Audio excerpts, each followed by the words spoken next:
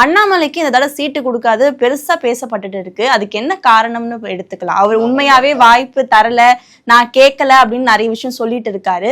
உண்மையான ஒரு அதுக்கு பின்னாடி இருக்கிற அரசு அதுக்கு காரணம் அண்ணாமலை தான். பலகீனமான தலைவர் நயினார். அண்ணாமலை இருக்கிற வரைக்கும் அந்த சீனை போட்டு அவர் பண்ண கூத்துலாம் பார்த்தோம், கூட்டத்தையும் உடைஞ்சதெல்லாம். அதுக்கு பிறகு ஓரளவுக்கு கட்சி தலையிட்டு பார்லிமெண்ட் எலெக்ஷனில் சீட்டு போச்சு, அதுன்னு தலையிட்டு கூட்டணி மீண்டும் அமைஞ்சோடனே அண்ணாமலை இருந்தால் குழப்பம் ஏற்படுத்திகிட்டே இருப்பாருன்னு அவர் வெளியேற்றிட்டு நயினாரை கொண்டு வந்தாங்க. நயினார் ஒரு அக்ரெசிவ் லீடராக இருப்பாருன்னு பார்த்தா வளவலா கொலவலான்னு. திருநெல்வேலி தானே, எப்படி இருக்கும்? அல்வா சாப்பிட்றீங்களா? திருநெல்வேலி அல்வா இங்கே வச்சா அப்படியே இறங்கிடும்ல, அந்த மாதிரி அவ்வளோ வளவலா.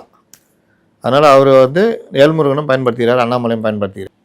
அப்போ அண்ணாமலை ஒரு டீமை வச்சுக்கிட்டு இதே வேலையை டிஃபேம் பண்ணுற வேலை, எடப்பாடி டெட் பாடின்றது, அது இதுன்னு பண்ணிகிட்டு இருக்கிறாங்க. இது எல்லாமே மேலிடம் கூப்பிட்டு கண்டிச்சது, பல வேலைகள் பண்ணது, நேற்று வரையும் கண்டிச்சிட்டு இருக்கிறாங்க. அப்பப்போ கேட்டுக்கிறது, மறுநாள் மறுபடியும் பண்ணுறது, இதே வேலை பண்ணிகிட்டு இருக்காரு. சீட்டு விஷயத்தில் இந்த வேலைலாம் பண்ணார். அவருக்கு கேட்ட சீட்டு எல்லாம் என்ன எடப்பாடின்னா இவர் சொல்கிற மாதிரி டெட் பாடியா? அது பயங்கரமான பாடி, அது மொத்தமாக முடிச்சு விட்டார். இவருக்கான எந்த தொகுதியில் நிற்காத அளவுக்கு சீட்டை ஒதுக்கி விட்டார்.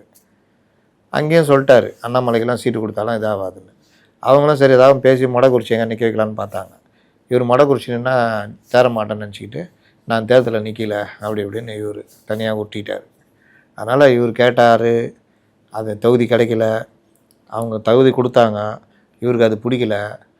அப்புறம் வடக்கு கேட்டார், அங்கே வானதி நிற்க போகிறாங்க, மயிலாப்பூர் தரேன்னாங்க, அது வேணான்ட்டார். அப்போ இந்த மாதிரி ஏகப்பட்ட குழப்பங்கள். அதனால் இவர் கேட்டார், அவங்க கொடுத்தாங்களா? கொடுத்தாங்க. இவர் மறுத்தார். அப்போ இவருக்கு சீட்டு இல்லையா? இல்லை. எல்லாமே நடந்திருக்கு. ஆனால் இவர் நான் கேட்கவில்லை, நான் அப்படி இல்லைன்னா என் முடிவை நான் மே 4ஆம் தேதி சொல்லுவேன். எதுக்கு சொல்கிறீங்க?